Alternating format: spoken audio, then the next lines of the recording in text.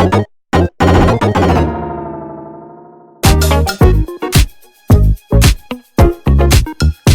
everybody, welcome to my channel. I'm Rafi, and here we talk about fragrances, and that's what we're talking about today is another fragrance, and this is a vintage. Now, I don't know if you've caught a few of my other videos where I tell you about the recent road trip that I took with my family in country Victoria, which is the state in Australia in which I live, and we went to no-name towns that aren't even on the map. Google forgot about them. I was walking in and out of pharmacies and spotting left, right, and center all these old fragrances that have been on the shelves basically for decades.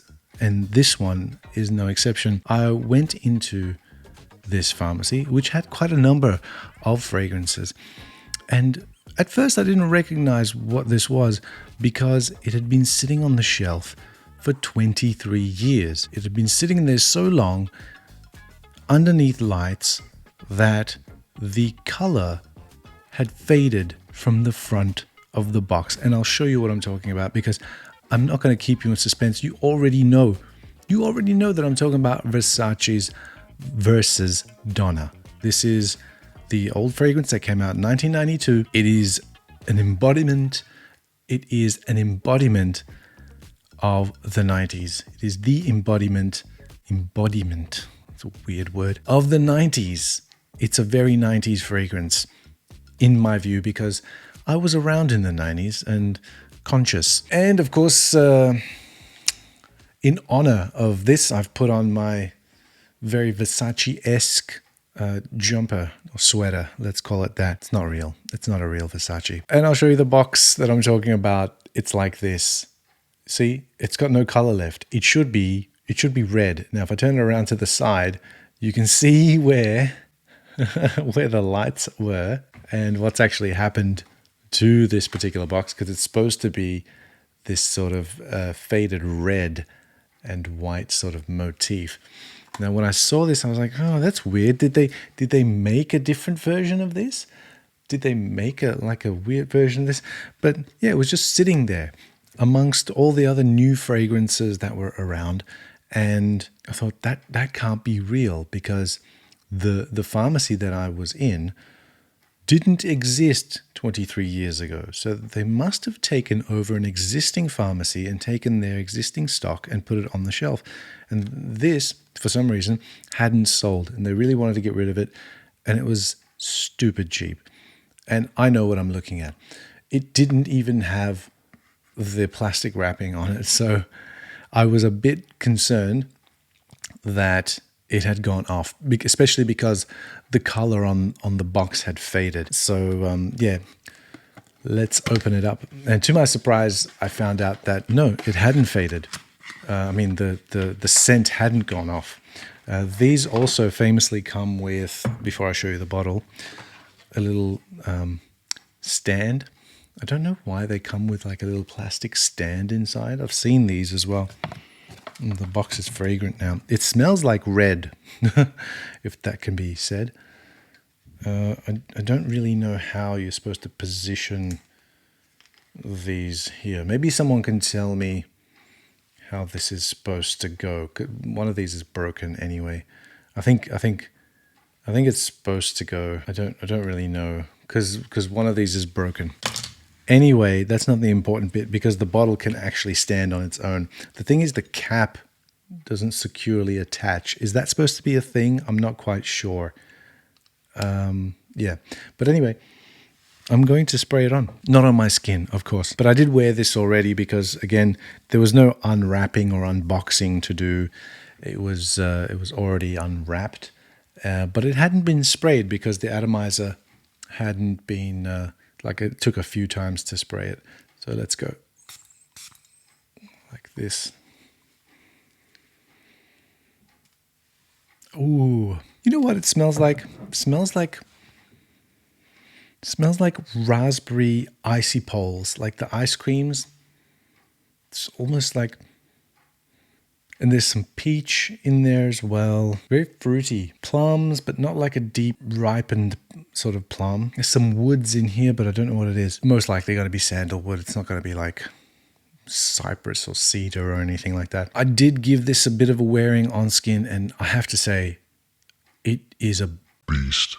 Projects like crazy, and it lasted for a very long time. And I think it's actually nicer than the last time I sprayed, because the last time I sprayed it was like about a couple of weeks ago, and that was basically when I'd walked out of the shop and sprayed it on just to see whether or not it had gone sour or not, and I wasted some money. But no, it smelled fantastic. But I just thought, I don't know if this is for me. It's hyper feminine, and it's not like a dated, because like when I say dated, I'm talking about things like Bois d'Ile, like I'm talking about things like Chanel No. 5, things like from the 1920s. I'm talking about Shalimar and Jicky and Mitsouko and all of those things. I'm talking about those things because those have a particular time period in which they were immortalized, pretty much. This, it smells like the 90s. If you think about the 90s and what happened in like the 90s, there was a lot of color. I remember there was a lot of color. And I guess in Gianni Versace's world, as you can see, there was also a lot of color, and maybe he was getting into that Baroque theme of his on his sort of clothing and other lines that he had. But there was color everywhere, because at that time I was heavily into basketball shoes, NBA, basketball cards, fashion and hip hop and R&B, all that kind of stuff. And all of the clothing at the time, they had a prominent use of color. There wasn't pastels, it wasn't muted, there weren't earth tones. They were just glaring and not gaudy, but they were of their time. It was just colorful. It was just very colorful. Why am I saying that? Because this is a very colorful fragrance. It's amped up to the max. There's no nuance about it. It is, and I like it. Damn it. I was hoping I wouldn't, because it's like one of those 1990s fruity, vanillic sort of fruity floral sort of bombs with some vanilla in the base to anchor it down. And I was hoping that I wouldn't like that, because it's like from the note listing, it's also got blackcurrant in it, and I don't really like blackcurrant very much in fragrances. So I was hoping that I wouldn't like it, but it's really nice. Damn you. And why don't they make them like this anymore is the question on everyone's lips when things get discontinued. Well, they just don't, because things move on and times move on as well. If you do smell someone wearing this if you do smell someone wearing this today, you would definitely pick up that this is not a modern fragrance, because it just doesn't smell like anything else that's out there.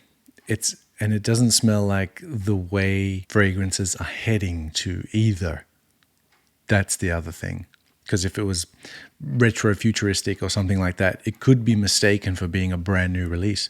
This cannot be mistaken for being a brand new release. Ah, man, 1990s Benzoin is awesome. There was some crazy good Benzoin Styrax in the 90s fragrances. Like I remember Roma Uomo from Laura Biagiotti, another Italian house, who had, when that fragrance had benzoin in the base as a prominent note. And that was so rich and so deep. And maybe my memory is clouding my judgment, but I do remember it. And it was like this. And there's so much depth in here because there's quite a number of notes in here. And no ambroxan in sight. No ISO E Super in sight. Just a heavy-handedness of everything in the kitchen sink, but fun. It's just freaking fun and crazy. Fun and crazy. If you have a look at like what's happening, the depiction of what's happening on the actual box itself, there seems to be some lady lying down almost like in a casket type of scenario, but not a casket. And then there's like some dude sort of looking over like this. And then there's her legs. And what's he doing? What's going on here? What's going on here, Versace's Italians, you crazy people. Yeah, that's right. There you go. And it's even, the distributor is even Versace Profumi, which is, I think, the original distributors of Versace fragrances before they got, I guess, distributed by Euroitalia, I think they went to, and famously, or not so famously, I guess, didn't do so well as the original distributors, which was Versace Profumi themselves. There's some rose in here as well, but it's really like kind of rose. It's not like a natural rose. It's not, I've smelt some fine roses, rose fragrances from niche perfumery. It's not a deep rose or anything like that. It's not even a jammy rose, which is good because I don't like jammy rose. It's like a plasticky rose. Can I say that? It's like a plasticky rose. It's like a bright, it's just like a bright, not rosy smelling. It's like a synthetic representation of rose in here. But it's still nice because it fits into the overall theme. And that's what's cool about this. I like it. Versace did very well with this one. I still haven't smelled the men's version of this. I even got myself like a little mini, but unfortunately that was all empty inside when I received it. So that was my bad luck. I'd be curious to find out what the men's version of this smells like. But for now, I guess I'll be enjoying Versace Versus Donna. And I hope you enjoyed that and that little blast from the past in terms of a 90s fragrance. And as always, thanks for watching.